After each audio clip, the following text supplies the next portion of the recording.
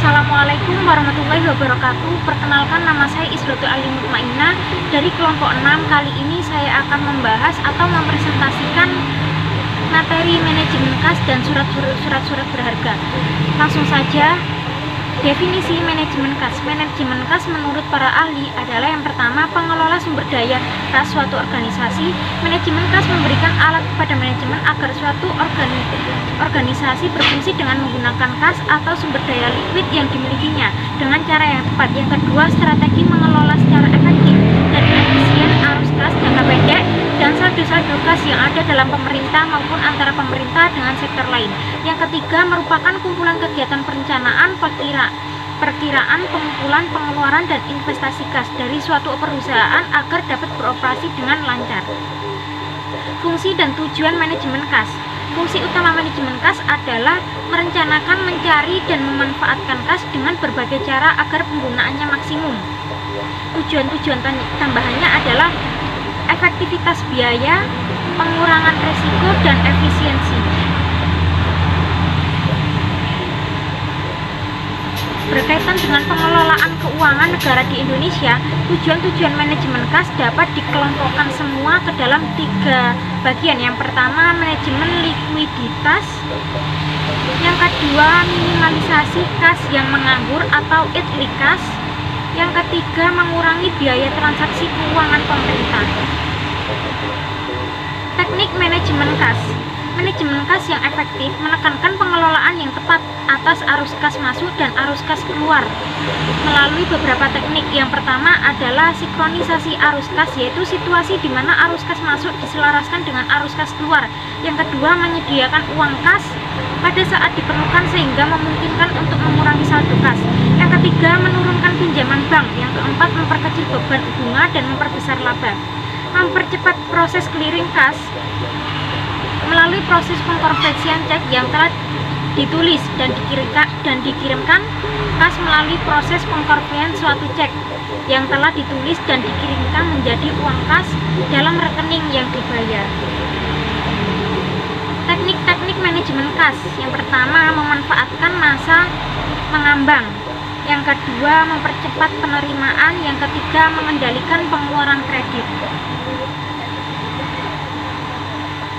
Menentukan persediaan kas minimal. Kas merupakan unsur modal kerja yang paling tinggi tingkat likuiditasnya.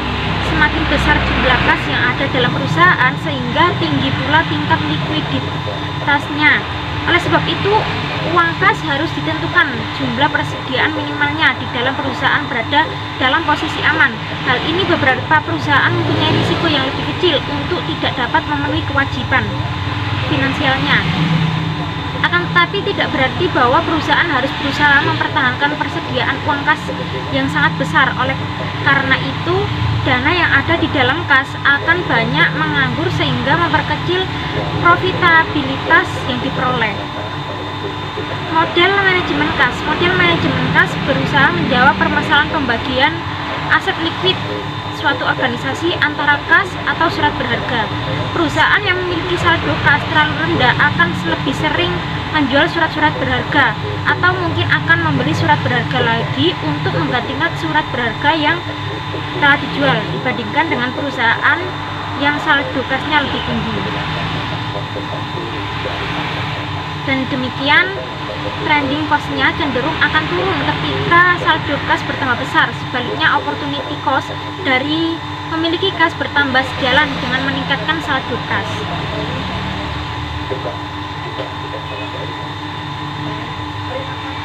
Model-model manajemen kas ada 3. Yang pertama, model Baumol. William Baumol 1952 adalah ekonomi pertama yang menjabarkan model formal dari manajemen kas dengan memuaskan opportunity cost dan trending cost. Modelnya digunakan untuk menentukan target saldo kas. Yang kedua, ada model Miller-Orr. Merton Miller dan Daniel Orr mengembangkan model saldo kas dalam keadaan arus kas masuk dan arus kas keluar berfluktuasi secara random setiap hari. Dalam model Miller-Orr, baik penerimaan kas maupun pengeluaran kas diikutsertakan.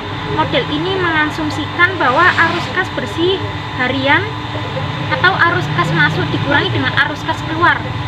terdistribusi secara normal pada setiap hari.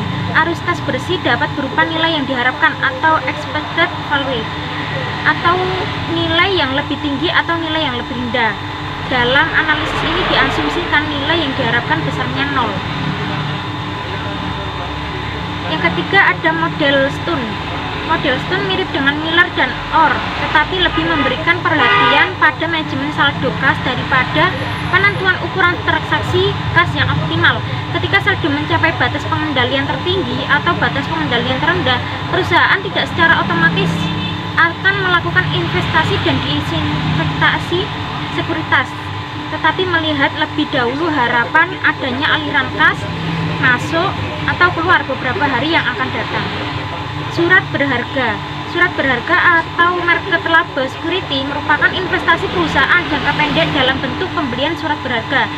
Dari investasi ini, perusahaan akan memperoleh keuntungan berupa bunga, dividen, atau capital gain dalam waktu tertentu. Kemudian surat berharga ini dapat diperjualbelikan atau dicarikan pada saat perusahaan surat berharga pasar uang atau obligasi. Ada beberapa variabel yang perlu dipertimbangkan dalam pemilihan surat berharga. Yang pertama, keamanan. Yang kedua, harga daya jual. Yang ketiga, hasil keuntungan. Yang keempat, waktu jatuh tempo. Perencanaan kas untuk surat berharga. Dalam perusahaan besar pada umumnya, kelebihan keseimbangan kas selalu diinvestasikan ke dalam surat berharga atau marketable security. Tipe-tipe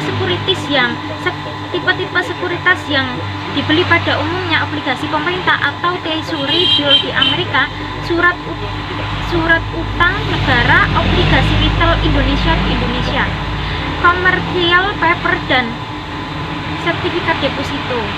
Keputusan manajer keuangan tentang penerimaan likuiditas yang given atau dengan motif transaksi dan motif berjaga-jaga untuk dialokasikan kepada kas atau investasi pada surat berharga. Secara sederhana juga dapat digunakan model modifikasi di atas, yaitu Q sama dengan kuadrat 2CB. Q adalah kuantitas optimal untuk dikonversikan dari surat berharga ke kas atau sebaliknya. C adalah biaya konversi, B adalah tingkat permintaan kas setiap periode, dan K adalah biaya simpan dengan asumsi jumlah kas inflow dan kas outflow adalah konstan. Miller dan Orr menyatakan unsur-unsur stokastik dengan asumsi bahwa saldo kas secara acak dapat berubah-ubah dengan dua batas, yaitu batas atas adalah H dan batas bawah adalah O. Ketika saldo kas melampaui bagian atas pada titik T1 H sampai Z, maka persediaan kas ditransfer ke dalam pembelian surat berharga sehingga saldo kas membeli ke tingkat Z. Jika saldo kas mencapai O pada T2, maka surat berharga dijual sebesar OZ. Saldo kas yang dapat memaksimalkan laba adalah pada saldo kas Z dan H. Terima kasih. Sekian presentasi materi dari saya. Kurang lebihnya ada salah-salah kata, mohon maaf yang sebesar-besarnya. Wassalamualaikum warahmatullahi wabarakatuh.